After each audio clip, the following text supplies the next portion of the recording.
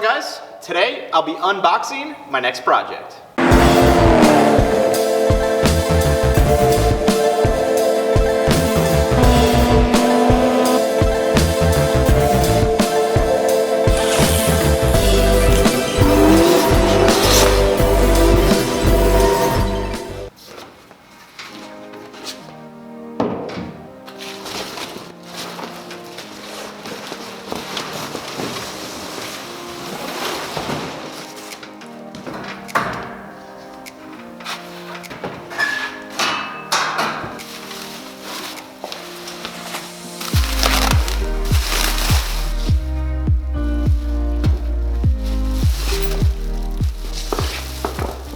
All right, guys, so here it is, the next project.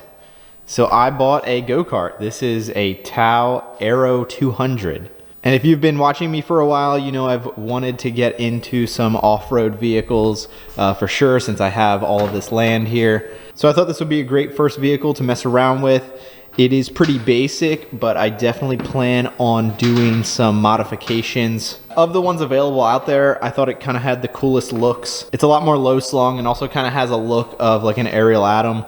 So in stock form, it might be a little bit slow, but if you know me, you know I'm definitely not gonna leave anything stock. But first off, I need to get this thing assembled. It came just like this, so it doesn't have any wheels on, doesn't have the seats in, it needs a roll bar, it needs the whole front nose cone put on, front uprights are disconnected, so there's a decent amount of assembly that needs to be done. I am pretty happy with how they packaged it though. They had the steel cage that you probably saw me take off, and it was actually bolted to this bottom part of the steel cage, so that totally enclosed it, and I haven't really seen any damage yet from shipping, so pretty happy with that. Also, just a side note, really pleased with how my trailer did. I took these sides off, they came off no problem. So I actually ended up meeting the freight truck driver at a local parking lot because it's pretty hard to get down here to my house. So I brought the trailer backed up to his truck and he brought the liftgate down and we just slid it right onto the trailer and it fit no problem. And the reason why I mention this is because I built this trailer. If you haven't seen, I have a full build video on that. So now we can look at all the other parts that we need to install. There are the seats, wheels and tires. It came with one spare. It is just a front tire though, so it wouldn't work for the back. And then here we've got the front nose cone. Then that's the structural portion of the front nose cone. The gas tank, seat belts, front fenders. I believe these are the roll bars, other parts of the roll bars, and the mount for the spare tire. Rear view mirrors and steering wheel. And then over here we have all the hardware. So random assorted hardware and a couple other little pieces. It did not come with any instructions whatsoever. So we're gonna figure it out as we go. And hopefully it's obvious. We'll probably get the front uprights connected and the shocks so that we can put the wheels and tires on so we can start installing everything else.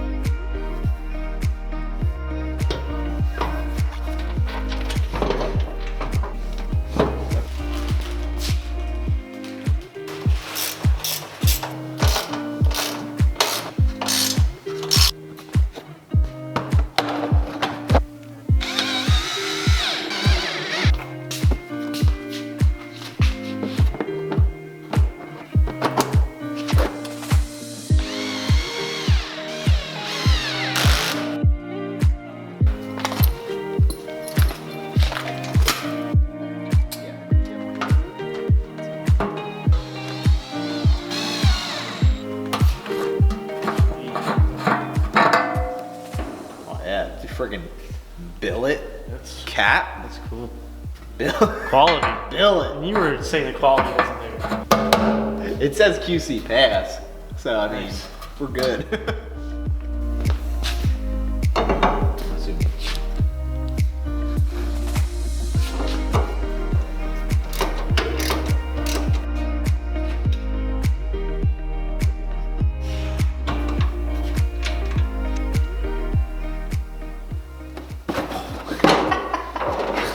I thought it was gonna have some pressure. Jeez. Oops, slow down, stop. All over the brake. It'll make it stop better. So we got like none so far. No. Did it even go in? Yeah, it went in. It's just going went in really slow.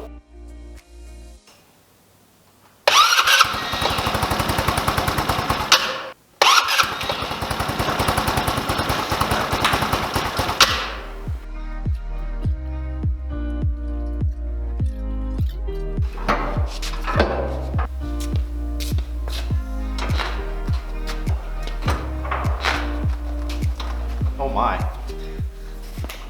That looks mad bouncy. Look at that. Great.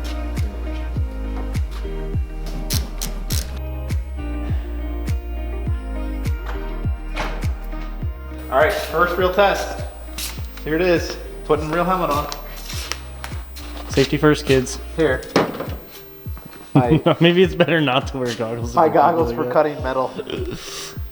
I don't know how much I'm gonna do. See. Oh yeah, safe. We're good. Legit. If I'm putting all this on, I better hit a jump or something. First test in the snow. Oh, we're in there.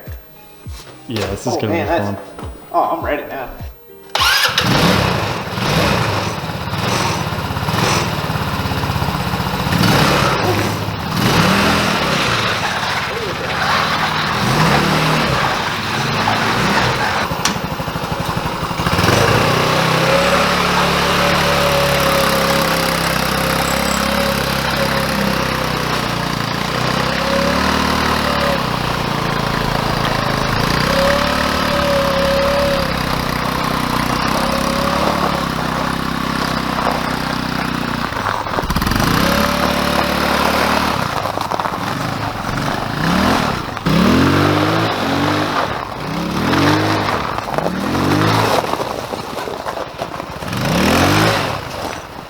Where should I go? Uphill.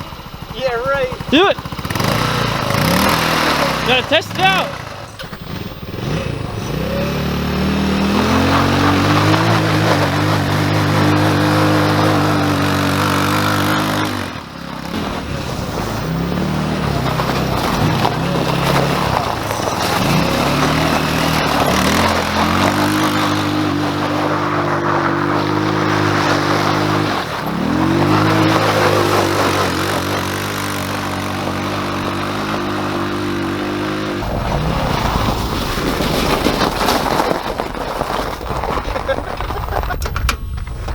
How'd that look? Thoughts? That was that was interesting. It's pretty bumpy. It freaking was riding pretty good I though. got some drifts going though. There was some drift action.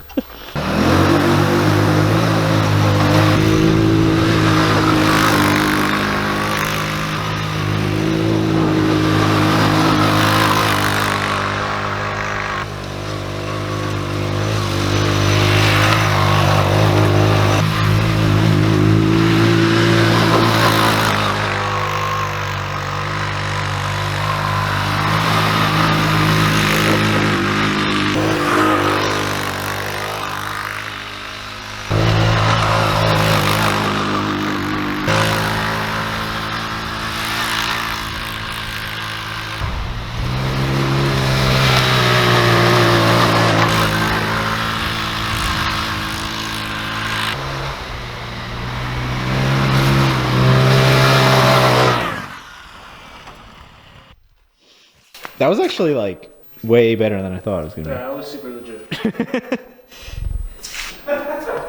Yeah, I'm borderline scared sometimes. It did really well in the snow. It feels like you're completely sideways on the Right there? Yeah. But it feels actually way better than like when I do it in the Jeep.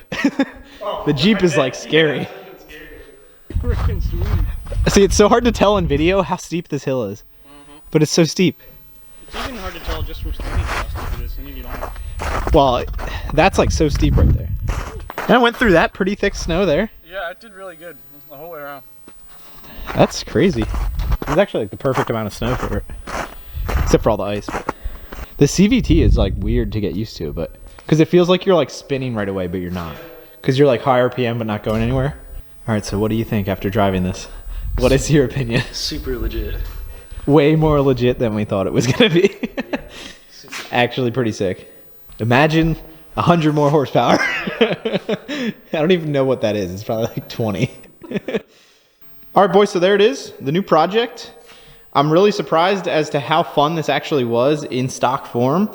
I really thought it was gonna be like super slow and handle like garbage, but the front end actually handles all of the bumps really well. And I thought the back end was gonna be really bouncy, but it really was only bouncy when I was hitting like huge pieces of ice. So I'm really interested to see how it does once the snow melts in the dirt. I know it'll be a lot faster. I know it probably won't drift as much, so that's one fun thing about the snow. You can kick it out like really easy. The CVT transmission was something to get used to. It does make it really easy to drive because obviously you don't need to shift gears at all. And the overall top speed was actually pretty surprising. I didn't put a GPS on it yet, but we did take it up on the road a little bit. And it seemed to go at least like 35 or 40 miles an hour, which seems really quick in this little thing. So some future plans for this, I kind of want to make it a little bit wider, a little bigger. Right now the front's decent. The back is actually a lot narrower than the front. So it'd be nice to get the back wider and then maybe build some bigger control arms for the front, get some more suspension travel in there. The one thing that kind of sucks right now is the turning radius, and that is somewhat limited to the control arms. So if I turn it the whole way, you can see this actually makes some slight contact here. So it's not too easy to maneuver in tight spots right now. So if I do build some new control arms, I'd probably build them in such a way that I can get some better turning radius out of it.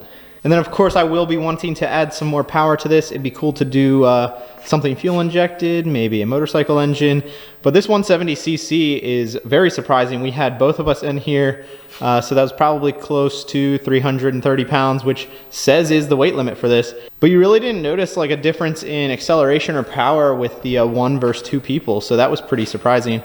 And I did want to mention on cost, this is listed for usually around $2,500. They did charge me an extra $300 for some weird delivery fee. So all in, it was I think around $2,900 for everything. Pretty decent considering how much used off-road stuff goes for. I was looking at an ATV a few months ago and it was 15 years old and they wanted $4 grand for it. So considering all of that, this for $3 grand, a little under $3 grand, it's a whole lot of fun. And it's also pretty cool that you can have someone else with you. So that is the new vehicle. I'm pretty excited that now I can start building some trails around my land, which I've wanted to do ever since I moved here. And also for those of you wondering about the Z3, so I've been working on this for a while. I basically rebuilt the entire rear end.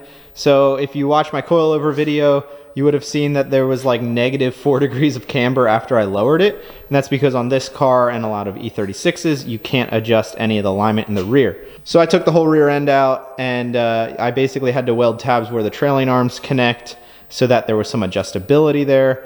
And then at the same time, I put all new bushings. I put subframe bushings, trailing arm bushings, and differential. And it's really just not a very straightforward setup. I've had it at the alignment shop all week and they still didn't get it aligned.